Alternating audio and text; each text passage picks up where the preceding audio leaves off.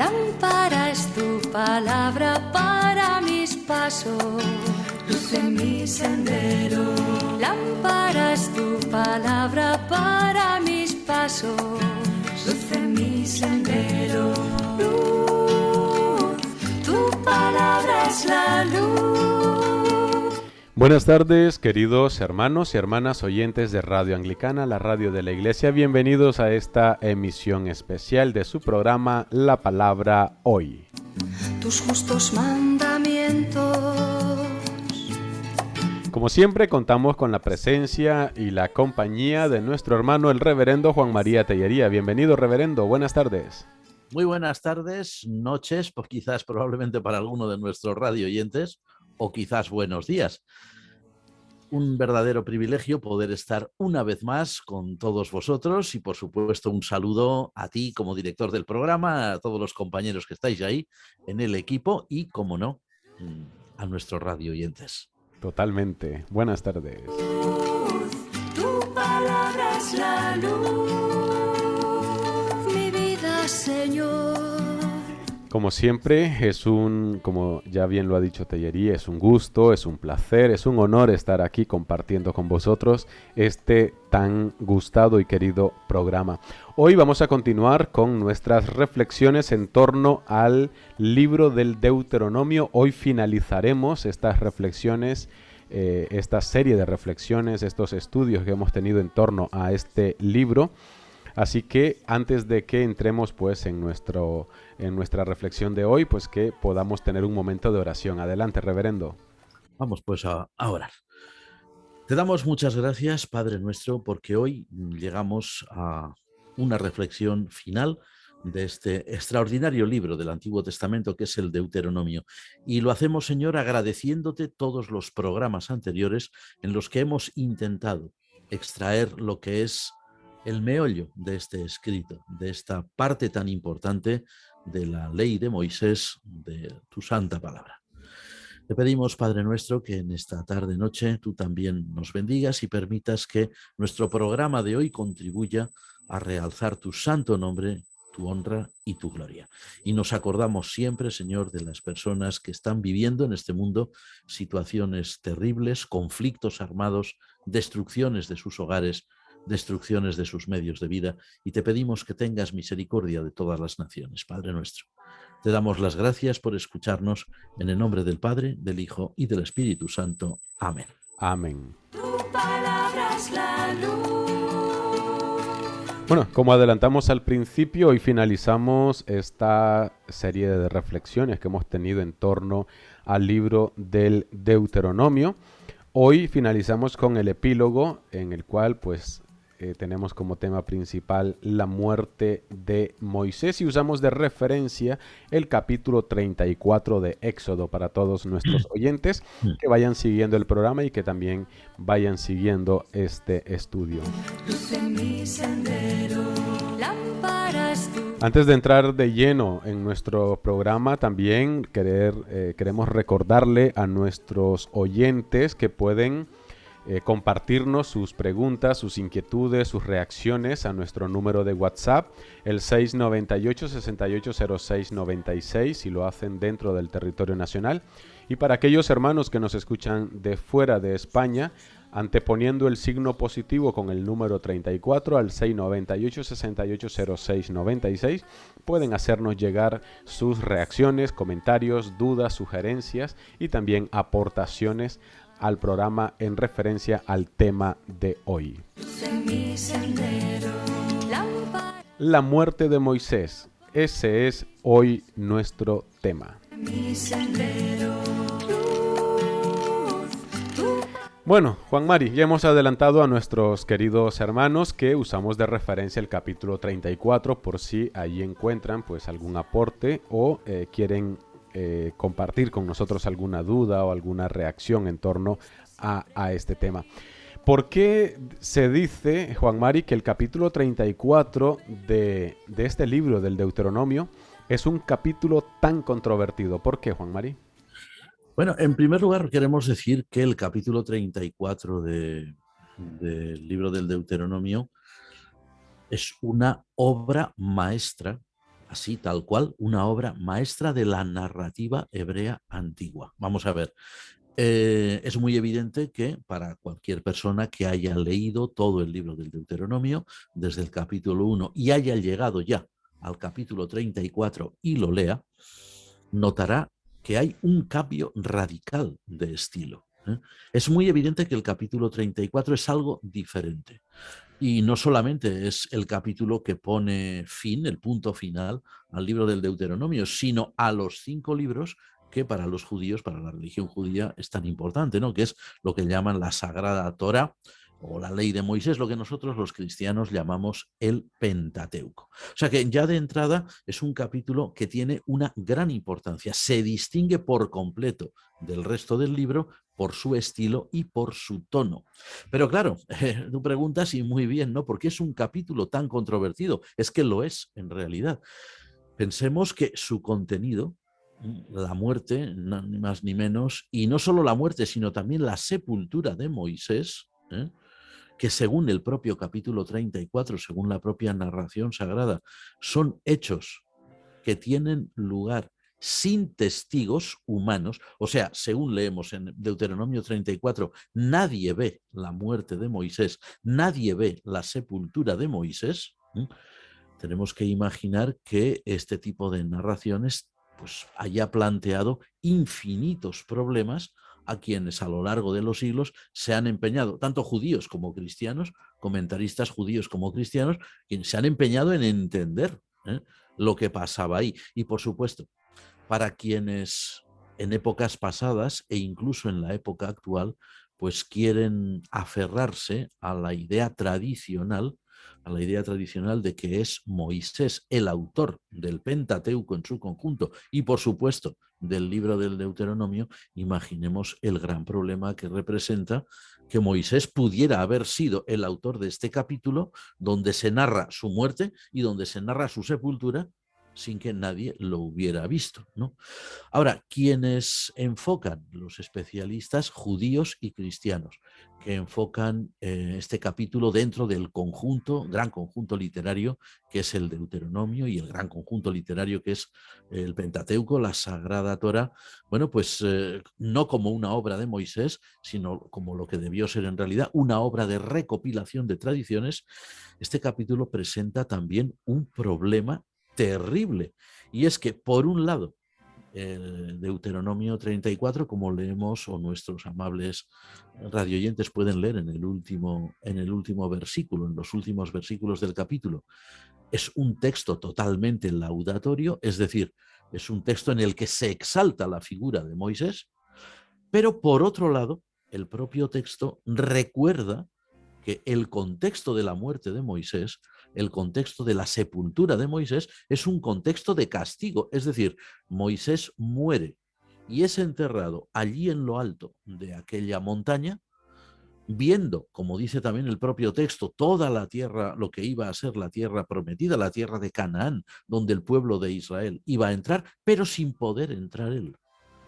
Claro, imaginemos el problema que representa para quienes estudian la Santa Biblia desde un punto de vista no exclusivamente tradicional, sino incluso desde el punto de vista crítico. Supone un gran problema el pensar dónde se gesta esta tradición, siendo que nadie fue testigo de todo aquello según el propio texto. Así que desde luego los problemas que suscita este capítulo, las discusiones, las controversias, es algo que no cesará prácticamente nunca.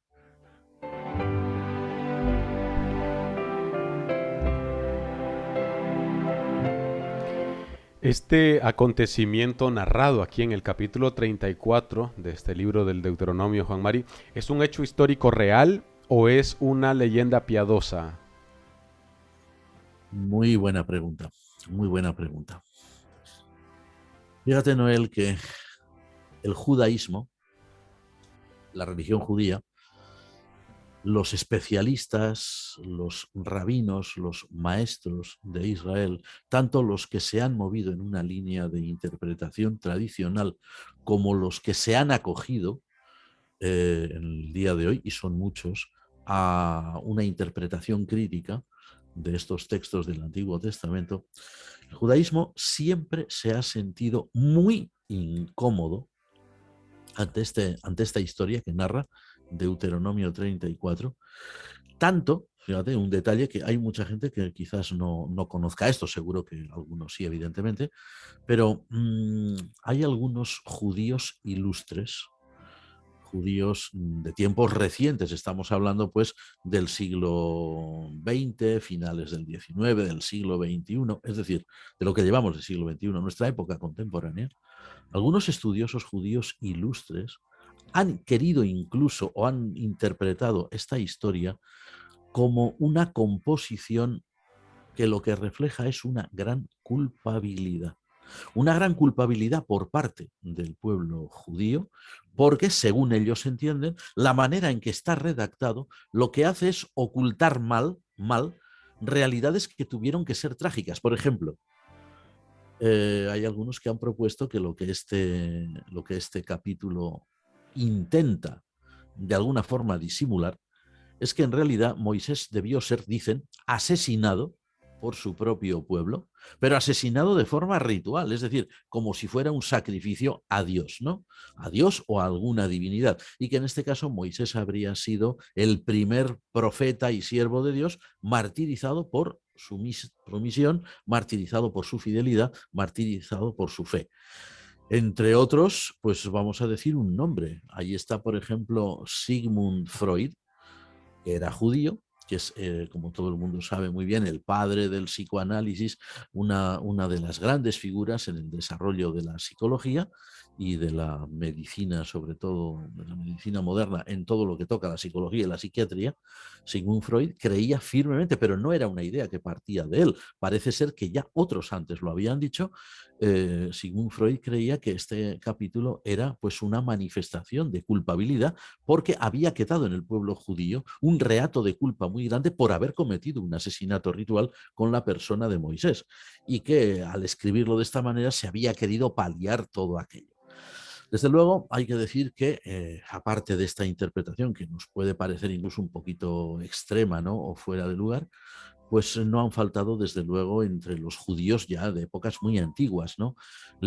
Judíos que han inventado leyendas, ¿no?, que envuelven toda la trama que aquí se narra en un ambiente de milagros, de prodigios, es decir, como si hubiera habido un combate entre Dios y Satanás, una cosa por el estilo, ¿no?, por Moisés, ¿no? A ver, lo cierto es que lo más lógico lo más lógico de todo es pensar que Moisés realmente, el Moisés real, el Moisés histórico, que sin duda fue un personaje real, no hay nada que nos obligue a pensar que no lo fue, el Moisés auténtico, el Moisés que realmente vivió entre su pueblo, los hijos de Israel, el Moisés que caminó por el desierto, que estuvo en Egipto, que contribuyó a que Israel fuera liberado. Moisés, cuando llegó al límite ya de la tierra prometida y sabiendo que Dios tenía otro plan para su pueblo, es decir, no iba a ser él quien iba a introducir a Israel en la tierra de Canaán, sino que iba a ser otra persona, Josué, su sucesor, no hay por qué pensar que sea falso que Moisés ascendiera a aquella montaña de Moab y que después de dirigirse al pueblo, en estos discursos como el último que habíamos visto, si mal no recordamos, en el programa anterior, que muriera allí sin otro testigo que el propio Dios, es decir, que muriera completamente solo. Fijémonos que no hay en el Antiguo Testamento, todo lo que viene después de Moisés, desde el libro de Josué hasta el libro de Malaquías, o en fin, como se haga la división de los libros del Antiguo Testamento, no hay ninguna tradición veterotestamentaria posterior que contenga ningún dato que lo contradiga. O sea, no hay ninguna tradición hebrea ni ninguna tradición judía que diga que este relato no es verdad. Ahora, tenemos que entender una cosa, la redacción de este epílogo del libro del Deuteronomio, pues lo que hace es pues, mostrar unas evidencias, unas características literarias que lo que dan a entender es que no se escribió así porque sí. Es decir, que había una tradición previa de que Moisés había muerto, había fallecido de una forma, pues, en fin, con una edad muy avanzada, pero completamente solo, y que nadie había podido encontrar luego jamás ni su cuerpo ni tampoco su sepulcro. Es decir, que este capítulo lo que hace es evidenciar una reflexión muy profunda sobre este tema.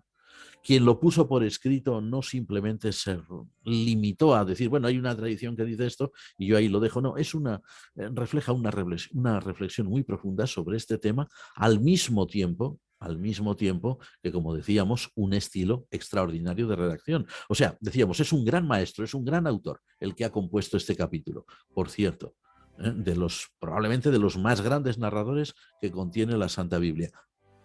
Pero al mismo tiempo es un teólogo.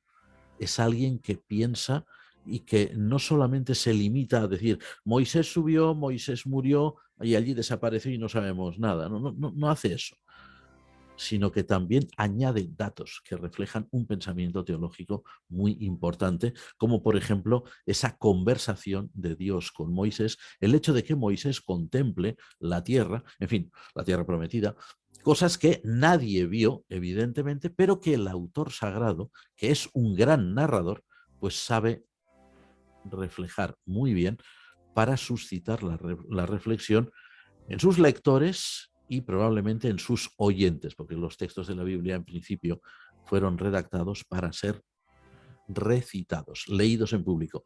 Pensemos que la mayoría de la gente en aquella época no sabía leer ni escribir. Entonces, cuando se escribía algo así, era para que alguien que supiera leer lo leyera en público y todos lo pudieran escuchar y, en la medida de lo posible, aprender para luego repetir. Es decir, la pregunta era, ¿es un hecho real o simplemente es una leyenda? Bueno, leyendas, como hemos visto, puede haber muchas. Nada nos impide pensar que la muerte de Moisés, tal como aquí se narra, haya sido un hecho real, pero la redacción no refleja un testigo presencial de eso, sino alguien que recoge una tradición que se gesta sin duda en época muy antigua, pero que la redacta como un teólogo, como un gran teólogo que es.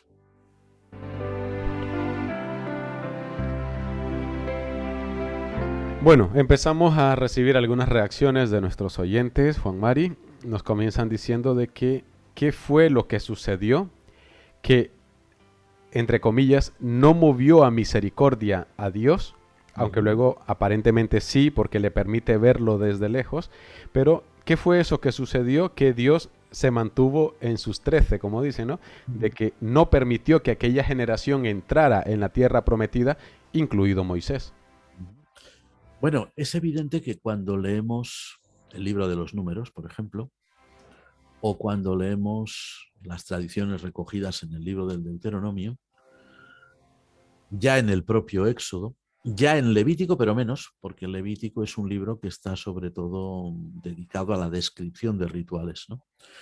Pero en Éxodo, en Números especialmente, y en Deuteronomio aparece muy claro la idea de que el pueblo de Israel había sido un pueblo ingrato, un pueblo muy, muy desagradecido, un pueblo completamente deshonesto para con su Dios, ¿no? El Dios que los había liberado, el Dios que les había dado, en fin, se lo había dado todo a su pueblo.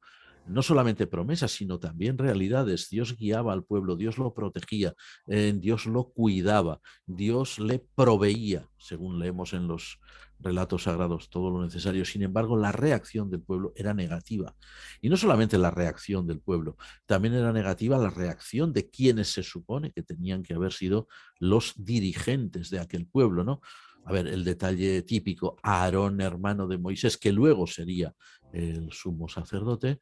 Aarón, hermano de Moisés, es una de las figuras más destacadas, según el relato de Éxodo 32, en el pecado de idolatría que comete Israel al pie del Sinaí, adorando el famoso becerro de oro, ¿no?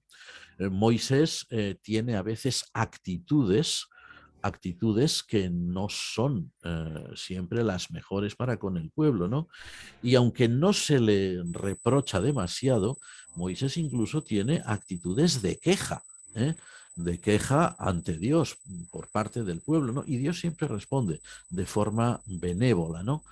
A ver, Dios fue muy paciente con el antiguo Israel, que nos narran las peripecias del Éxodo, en fin, la peregrinación por el desierto. O sea, Dios realmente fue movido a misericordia, por supuesto que sí.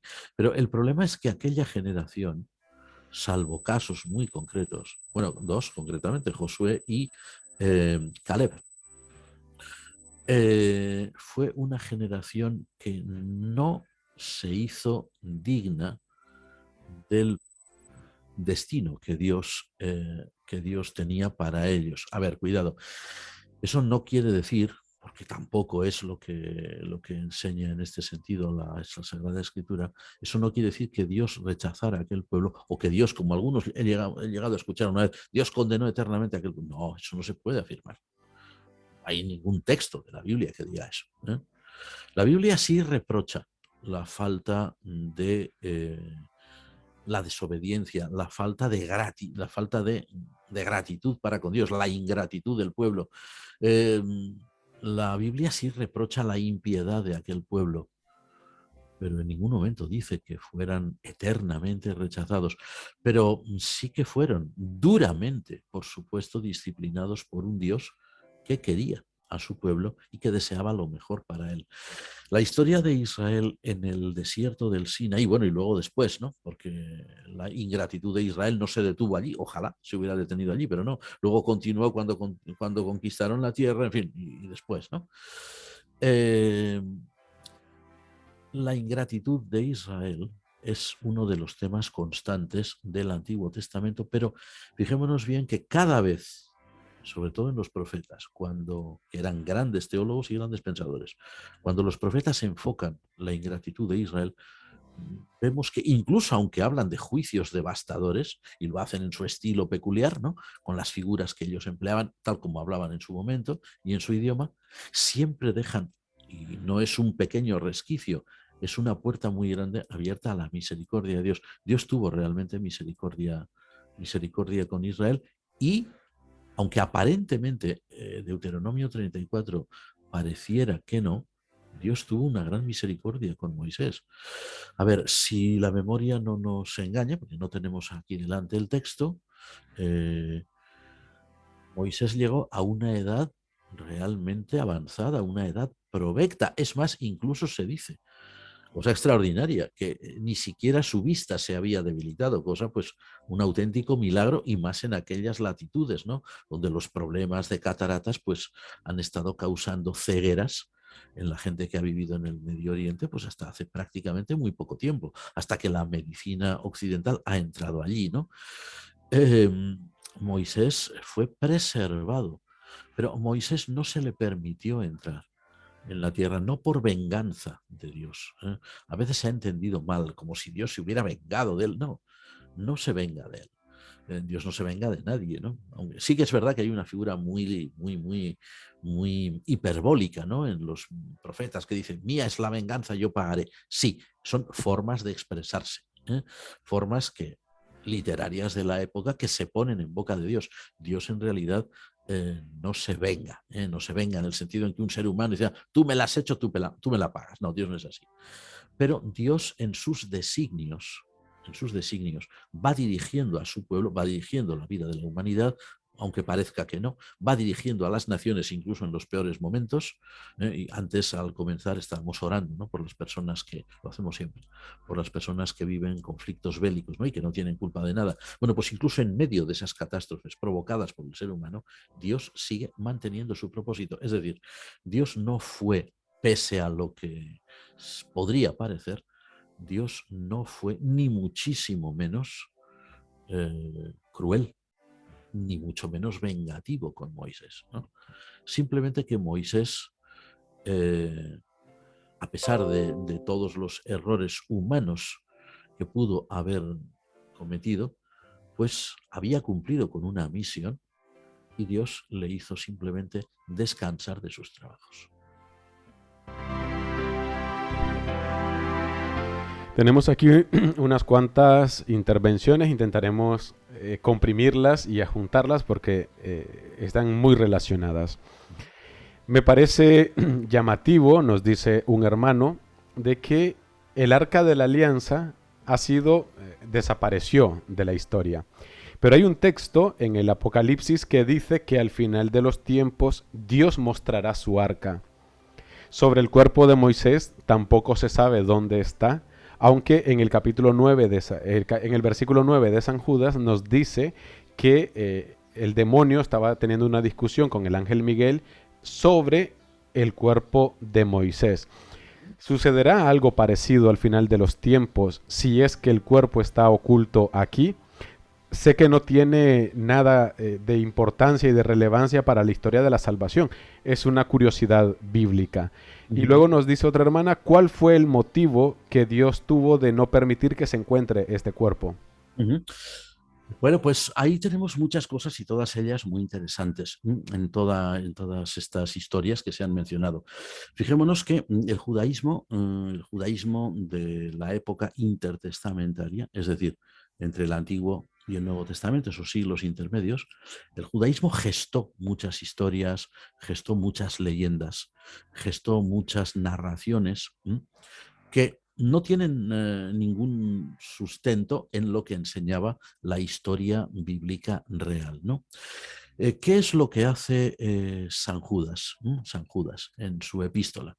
Bueno, pues pensemos bien en un detalle. San Judas en su epístola cita, y no tiene por qué no hacerlo, porque era literatura que pululaba en su momento, ¿no? Y que no solamente pululaba entre los judíos, sino que sin duda también se introdujo en comunidades cristianas, un tipo de literatura que luego la Iglesia no reconoció como literatura realmente canónica, es decir, normativa para nosotros. Y San Judas, mejor dicho, cita dos obras apócrifas. Una de ellas es el libro de Enoc, un libro que se escribió pues, en este periodo intertestamentario, y otro libro que es la Asunción de Moisés.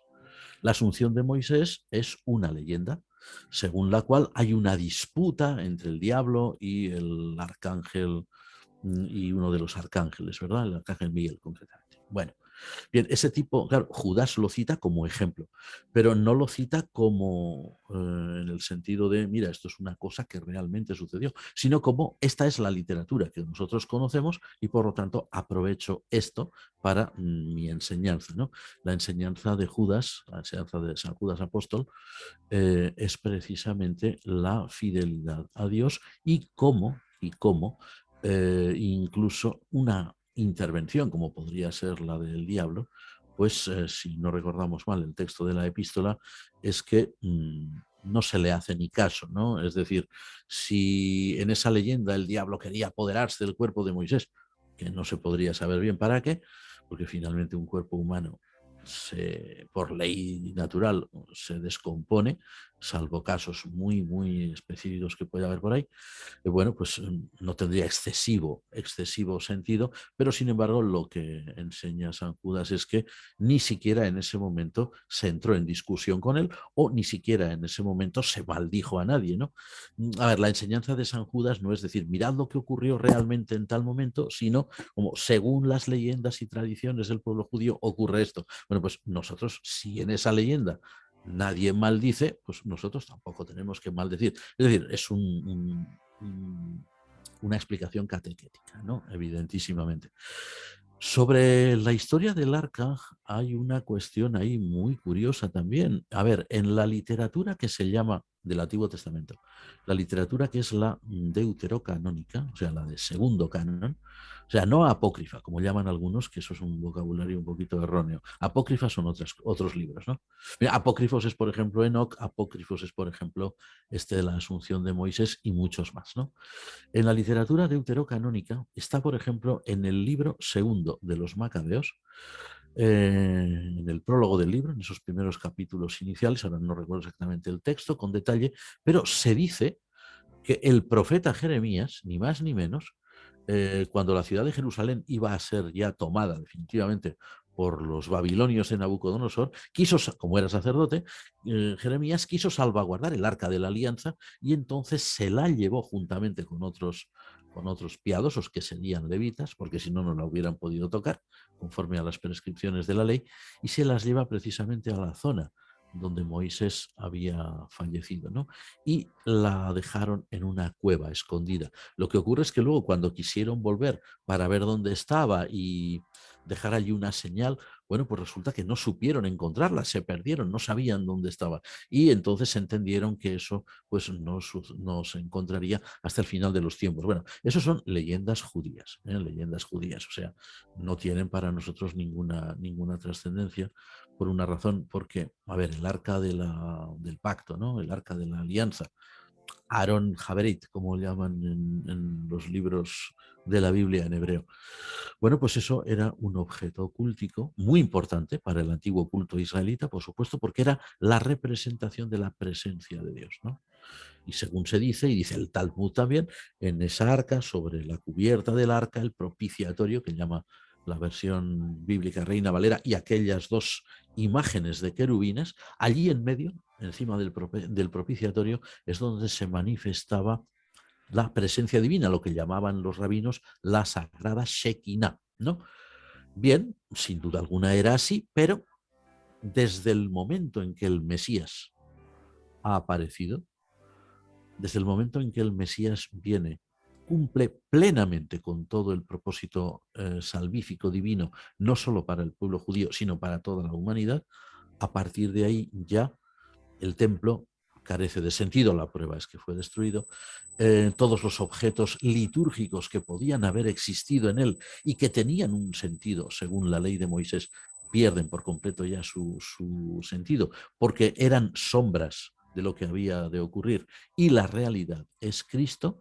Entonces todos esos objetos litúrgicos, arca incluida, todo esto ya desaparece en un momento determinado y ya no tiene sentido. Ahora, que hay leyendas, por supuesto, leyendas judías, que lógicamente los judíos, como todos los pueblos, pues siempre añoran, ¿no?, su pasado y sobre todo, pues su pasado épico, ¿no?, su pasado más glorioso, ¿no?, que en relación con ellos, pues siempre es, en tiempos bíblicos, pues es lógico que elaboren o se hayan elaborado durante tantos siglos leyendas como esta, ¿no? Bueno, pero si miramos un poquito en el elenco cultural de cada país, de cada nación, no hay pueblo que no tenga leyendas heroicas o leyendas épicas en las cuales, salvando las distancias, por supuesto, siempre se hable de personajes que podrían volver, objetos especiales que podrían aparecer, en fin, pero no son más que leyendas.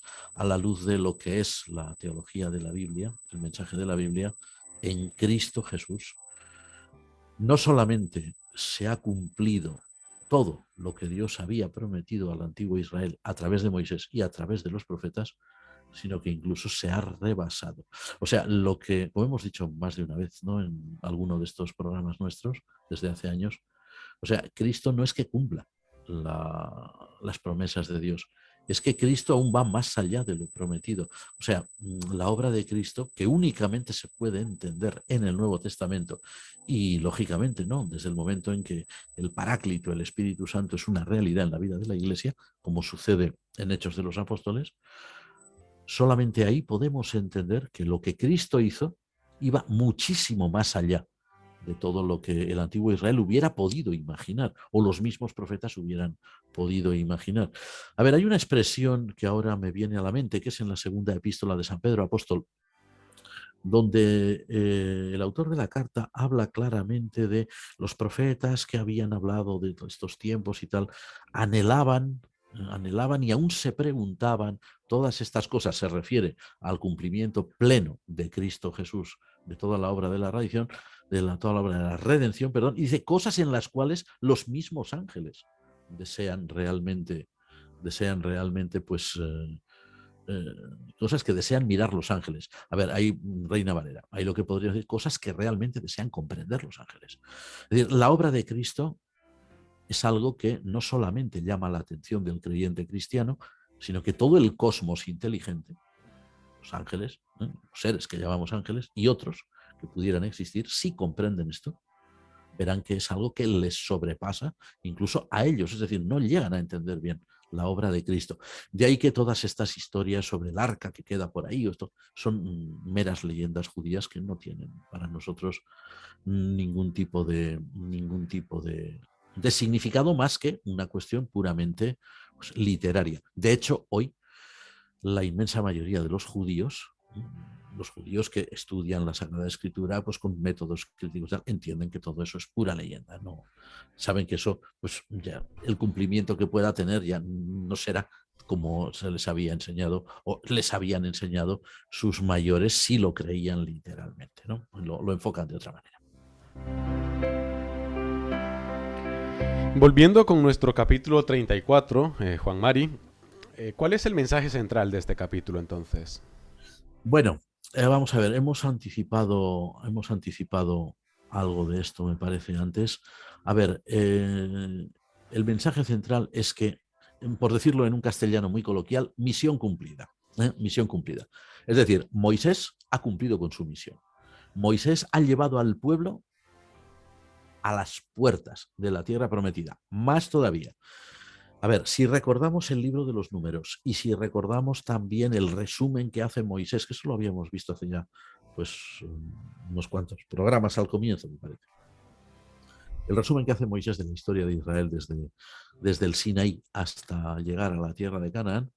O sea, no es que Israel haya llegado a las puertas y se haya quedado allí, no, es que ya hay incluso una parte del territorio que no es el cananeo, sino que es el territorio que está allende el Jordán, es decir, la zona de la Transjordania.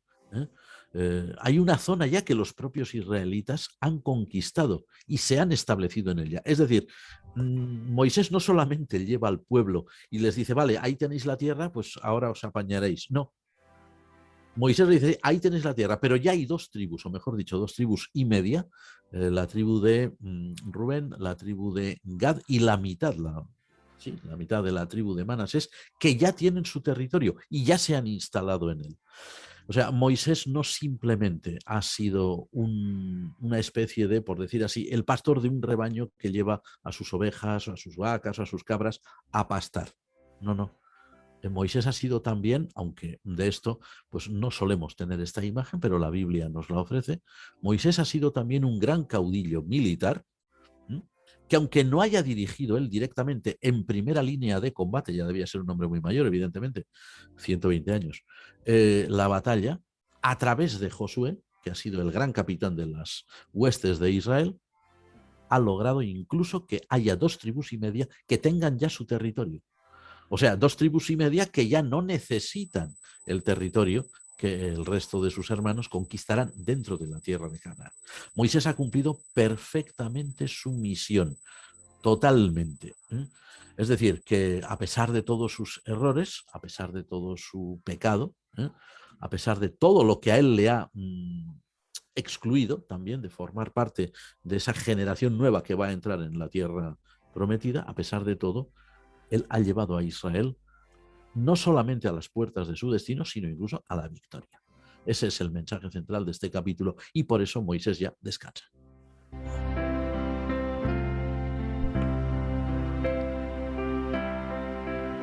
Bueno, ahora, Juan Mari, vamos a echar un poquito la imaginación.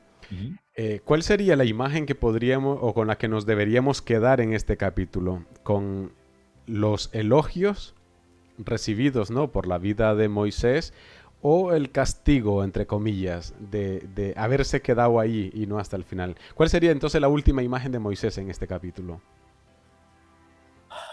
A ver, hemos dicho al principio, me parece, que quien compuso, o sea, quien dio la forma definitiva a esta tradición sobre la muerte de Moisés, no era simplemente un recopilador de historias, sino que era también un gran teólogo.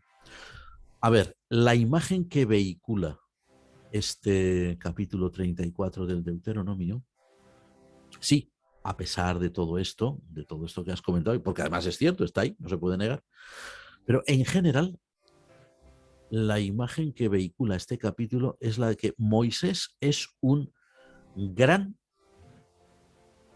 siervo de Dios. Moisés es un hombre fiel a Dios con todos sus problemas humanos, todos sus defectos y tal. Moisés es un hombre, como si dijéramos, particularmente bendecido por Dios. A ver, hay un detalle que no tenemos que olvidar nunca. Claro, eso nosotros los cristianos lo podemos decir, ¿no? Esto, pues, los judíos, pues no, pero nosotros sí. No hay que olvidar que la siguiente vez que aparece personalmente Moisés en la historia de la salvación es precisamente en otro monte. No ya en este monte de Moab, el monte Nebo, ¿no? Sino en el monte que se llama, o sea, que llamamos normalmente el monte de la transfiguración. Y según los evangelios, no aparece Moisés allí solo, aparece también con Elías, profeta. Pero no están ellos dos. En medio está el propio Cristo Jesús. Y si están allí, no es por sí mismos, no es por la importancia que pudieran tener tanto él como Elías, ¿no? Sino porque están allí con el Hijo de Dios. Y según el evangelista San Lucas, que es el único que da este detalle, San Mateo y San Marcos mencionan, por supuesto, la transfiguración, pero no dan este detalle tan importante, solo lo da San Lucas Evangelista, y es que Moisés y Elías, pero bueno, para el caso que nos atañe ahora, Moisés es uno de los que están hablando con el propio Cristo Jesús, con el propio Hijo de Dios, que es proclamado allí por Dios Padre, y que le están hablando de lo que le va a suceder en Jerusalén. A ver, eso significa que Moisés y el profeta Elías, en relación con la figura de Jesús transfigurado, con la figura del Señor que está allí transfigurado delante de aquellos tres apóstoles temerosos, que son Pedro, Santiago y Juan, Moisés es alguien particularmente elegido por Dios para asesorar al propio Jesús, ¿no? Para hablarle de las realidades que iba a vivir, para anticiparle, por supuesto, de parte de Dios, lo que iba a vivir allí, en Jerusalén. A ver, hubiera sido, cual hubiera sido, el gran pecado de Moisés, el que fuera, porque también hay que decirlo claro, no se ve con claridad en los textos del Antiguo Testamento, de la ley de Moisés, no se ve con claridad cuál es ese pecado tan grande, ¿no? Y lo que se narra pues queda un poco cojo, no convence a nadie, vamos, ni convenció en un principio a los intérpretes judíos, ni tampoco ha convencido demasiado a intérpretes cristianos. Claro, nosotros hemos recibido las tradiciones bíblicas como las hemos recibido, eso no se puede cambiar, pero que es muy evidente que hay algo que no se ha contado allí, ¿no? Pero bueno, eso ya los agiógrafos sabrán por qué. Pero lo que queremos decir es que fuera cual fuera el gran pecado que hubiera cometido Moisés, sin duda alguna, y que no le permitió entrar en la tierra de Canaán, no le impidió estar ni más ni menos que con el propio Jesucristo, Hijo de Dios, y hablar con él de lo que iba a suceder en la semana de la Pasión en Jerusalén. Es decir, no ya con el hecho de introducir a un pueblo a una tierra determinada o no, sino con algo muchísimo más trascendental. Y es con el fin del Mesías, el propósito de la vida del Mesías en este mundo, el propósito de su muerte redentora y el propósito de la salvación del género humano. Es decir, es lo que comentábamos antes, ¿no? O sea, todo lo que Moisés, el Moisés real histórico, pudo transmitir a Israel, pues todas las promesas divinas que Dios transmitió a Israel o que los profetas transmitieron a Israel no son nada en comparación con la realidad del cumplimiento que nuestro Señor Jesucristo llevó a término, llevó a efecto con su vida y sobre todo con su pasión, su muerte, su resurrección y su ascensión, para ponerle el punto final pues cuando concluya el tiempo, en su parusía, ¿no? En su segunda venida. Así que desde luego el Moisés que encontramos en el monte de la transfiguración no es precisamente un Moisés maldito, un Moisés castigado, brutalmente golpeado, no es un Moisés despreciado o desechado de Dios, sino al contrario, alguien muy particularmente bendecido por Dios, porque está ni más ni menos que presente con su propio Hijo, con Jesucristo nuestro Señor, y le está asesorando sobre lo que iba a venir. No es poco. Ya casi hemos hablado de esto anteriormente, pero creo que sería importante remarcar si hay algún detalle especial sobre este asunto, ¿no? Sobre eso que el texto nos indica de que no se conoce el lugar exacto de la sepultura de Moisés. ¿Qué podríamos deducir de esa indicación, de esa imposibilidad de encontrar ese lugar exacto, Juan Mari? Bueno, tenemos que tener en cuenta, como decíamos, perdón, y esto siempre hay que tenerlo en cuenta al leer la Biblia, ¿no? Antiguo o Nuevo Testamento, para el caso es lo mismo, ¿no? Que los autores de la Biblia, lejos de esas imágenes que a veces se quieren vehicular o que se quieren vender de personas casi, pues, analfabetas o semianalfabetas o cosas por el estilo, o ignorantes. Yo a veces he escuchado, y seguro que nuestros amigos y hermanos de Radio Anglicana también, ¿no?, a predicadores que se empeñan casi de una forma enfermiza en decir que los que escribieron la Biblia eran gente ignorante, que eran no sé qué, que eran no sé cuántos. A ver, los que escribieron la Biblia no solo no eran ignorantes, sino que eran personas para su época, para su mundo, para su contexto, para su medio vital, como les gusta decir hoy a los grandes especialistas, eran personas de una elevadísima formación. Solo por un detalle. Sabían escribir. ¿Quién sabía escribir en aquellas épocas? Me parece que es un dato que dijimos ya hace mucho tiempo aquí en uno de estos programas, ¿no? Por ejemplo, en la época en que vive nuestro Señor Jesucristo, ¿no?, en el siglo I de nuestra era, el analfabetismo en el Imperio Romano desde Hispania, España, o sea, la península ibérica, hasta Siria y Palestina, y desde las Islas Británicas y la frontera con Germania hasta Egipto y el África septentrional. Las tasas de analfabetismo alcanzaban el 95%. Yo he leído por ahí que más 97%, vamos, ya el 95% es una barbaridad. Eso quiere decir que la inmensa mayoría de la gente ni sabía leer ni escribir. No es solamente los judíos, ¿no? Judíos, griegos, egipcios, romanos, la mayoría no sabía.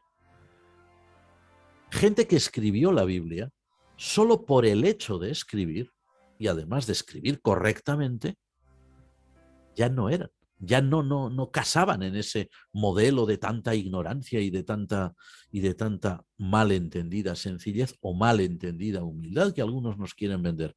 Era gente muy bien preparada. Pero es que además no solamente escribían como un escriba profesional, que escribía a lo mejor pues al dictado, o que escribía pues, en fin, pues cuando alguien lo contrataba decía, mira, di esto y esto con tus palabras, pero dilo bien.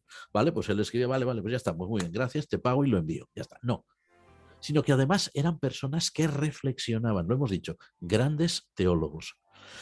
De este capítulo 34 del Deuteronomio, lo que podemos deducir es algo, bueno, muchas cosas, pero la que se me ocurre a mí ahora es algo fundamental en relación con esta pregunta que has hecho, Noel. Todo el Deuteronomio, toda la ley de Moisés, todos los profetas, todos los relatos del Antiguo Testamento son una manifestación de advertencia contra lo que debió ser, como decíamos, el mayor pecado del antiguo Israel, la tendencia a la idolatría. El espíritu israelita veterotestamentario, luego ya los judíos no, se vacunaron contra ella, o por lo menos en parte. Bueno, el espíritu israelita del Antiguo Testamento, que era tan proclive a la idolatría, pues habría superado con mucho probablemente la devoción o la lógica veneración al recuerdo de su gran legislador, que era Moisés, ¿cómo no? En Israel, como en todos los pueblos humanos, siempre se exalta a las grandes figuras, ya sean históricas, ya sean de la cultura, ya sean de, en fin, de la religión, ¿no? Pensemos, por ejemplo, en nuestra gran cultura, no española o mexicana o peruana, sino en la gran cultura panhispánica, pues todos tenemos pues una gran admiración por la figura de don Miguel de Cervantes, ¿no? Que es el mayor escritor, dicen, en nuestro idioma, y luego por Gabriel García Márquez, que hay algunos, que el colombiano Gabriel García Márquez, que hay quienes incluso lo comparan con él, y probablemente tienen razón. Y quien dice Miguel de Cervantes o Gabriel García Márquez, dice cualquier otro. Eso pues para hablar de figuras panhispánicas. Luego pensemos cada uno en nuestro país, pues en figuras importantes de la historia. Figuras que se exaltan, que se enseña a los niños incluso en las escuelas primarias. Eso es normal. La propensión de Israel, del antiguo Israel, a la idolatría probablemente habría superado con creces esa veneración natural al recuerdo de su gran legislador, y no nos quepa la mínima duda, hubieran hecho de él prácticamente un dios y de su sepultura un santuario. Muchos de los santuarios que existieron en la antigüedad eran realmente sepulturas de personajes que luego habían sido divinizados. Es decir, Deuteronomio 34 pensamos que debe ir por ahí. Deuteronomio 34 pone fin no solamente al libro del Deuteronomio, sino también a el gran conjunto, la gran colección de tradiciones que es la ley, la Torá, el Pentateuco, haciendo un llamado a la adoración al único Dios. Yahvé para los antiguos israelitas, el Señor para los cristianos, ¿verdad? O Dios Padre, nuestro Dios Padre.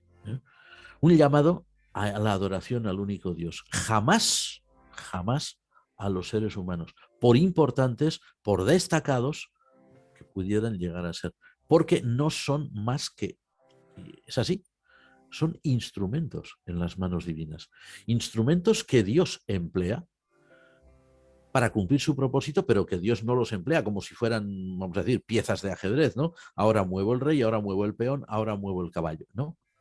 Cuando Dios utiliza a alguien para un propósito determinado, y pensemos bien una cosa, amigos de Radio Anglicana, Dios nos utiliza a todos, para cosas muy importantes. Nunca lo hace como quien mueve una llave de un sitio para otro o como quien teclea delante de un ordenador, no. Dios lo hace bendiciendo. Dios bendijo a Moisés como no hizo con ningún israelita de su momento. Dios escogió a Moisés porque era el gran instrumento que él había llamado, al que él había preparado, era el gran instrumento que él había decidido que iba a ser el gran libertador y el legislador de Israel. Pero solo era eso, era solo un ser humano. Ningún ser humano puede recibir adoración.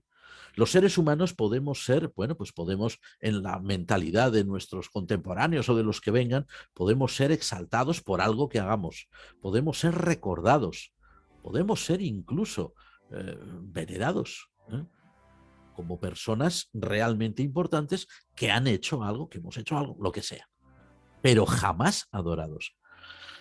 El gran cuidado que hubo en que Moisés que no se supiera dónde estaba la tumba de Moisés, la sepultura de Moisés, por decirlo más claro, en el relato de la Biblia, tal como nosotros lo tenemos aquí, es un llamado a decir, reconocemos al gran profeta Moisés como lo que realmente fue, pero era un ser humano como todos nosotros. Damos gracias a Dios por su vida, damos gracias a Dios por su labor, damos gracias a Dios por su servicio, por su dedicación, por su consagración, pero, como decía la Reforma, soli Deo gloria, solamente a Dios tributamos la gloria.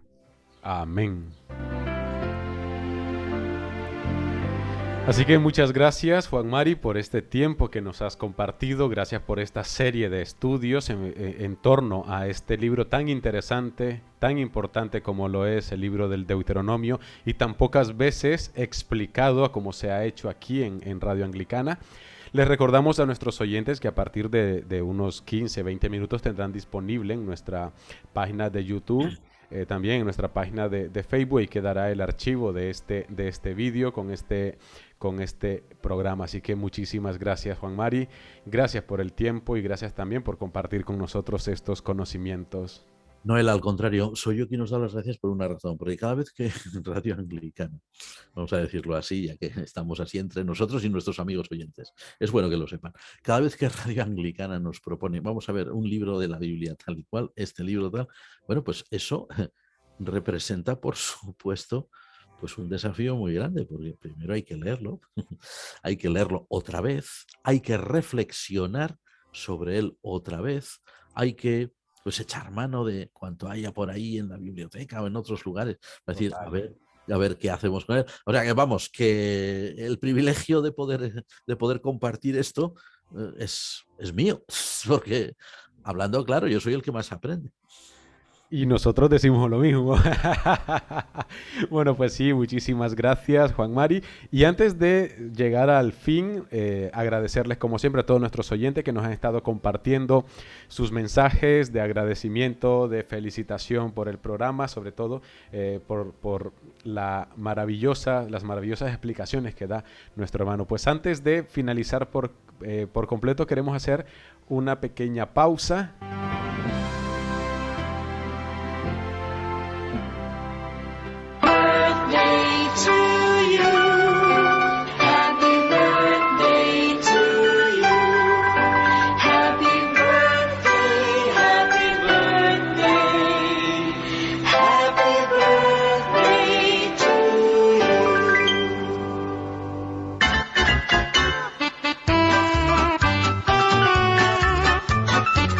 Nuestro hermano Juan Mari está de manteles largos, está celebrando su cumpleaños y también para nosotros en Radio Anglicana es un gran motivo de alegría también poder compartir con él este programa, varios espacios, la amistad, el cariño, el afecto y también el ministerio. Así que Juan Mari, muchísimas felicidades por tu cumpleaños.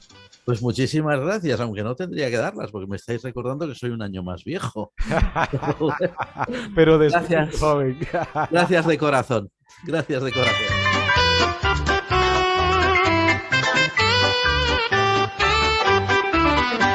Happy birthday to you. Happy birthday to you. Happy birthday, happy birthday. Happy birthday to you.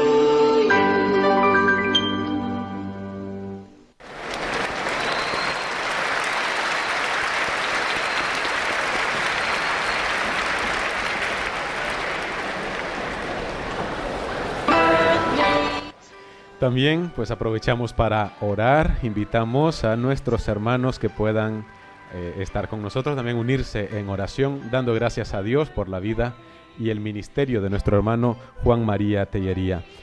Padre Celestial, vela por tu Hijo Juan María, conforme aumentan sus días. Bendícelo y guíalo donde quiera que se encuentre. Fortalécele cuando permanezca en pie. Consuélale cuando se sienta desanimado o triste. Levántale si tropieza y cae. Pero sobre todo que permanezca en su corazón todos los días de su vida la paz que excede a todo entendimiento. Te lo pedimos, Padre, mediante Jesucristo nuestro Señor. Amén. Amén. Felicidades, Juan Mari. Muchas gracias, Noel. Muchas gracias a todos.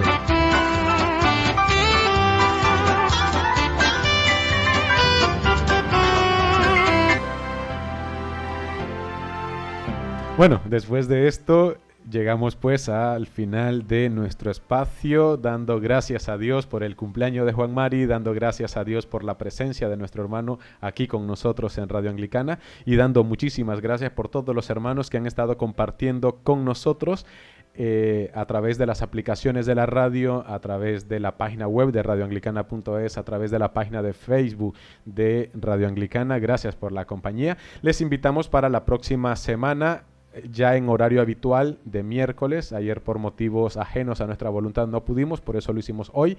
Así que dentro de 7 días, el próximo miércoles nos encontramos. Les adelantamos que hablaremos de uno de los libros escritos por nuestro hermano Juan María Tellería, por si alguno lo quiere tener, darle un vistazo antes de la entrevista. Sería Un encuentro con María. Hablaremos del libro de nuestro hermano Juan María Tellería, Un encuentro con María. Así que pueden prepararse. Luego, si alguno está interesado, pasaré el link del libro para que también puedan adquirirlo o en digital o también en papel. Envíos internacionales sin problema. Así que luego, después de este pequeño comercial, les animamos para que estén pendientes pues dentro de 8 días a esta presentación aquí en Radio Anglicana de este maravilloso libro, Un encuentro con María, de nuestro hermano Juan María Tellería. Llegamos pues al final del todo. Muchísimas gracias por la compañía. Dentro de 8 días nos vemos si Dios así lo permite, y alabado sea Jesucristo. Amén.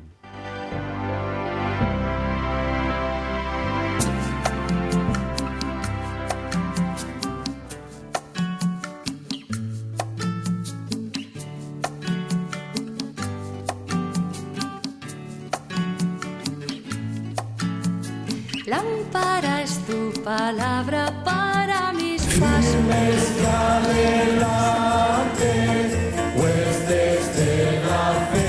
Usted está en sintonía de Radio Anglicana, transmitiendo vía internet en www.radioanglicana.es. También puede escucharnos en su dispositivo móvil, descargando nuestra aplicación para Android e iOS. Radio Anglicana, la voz de la Iglesia.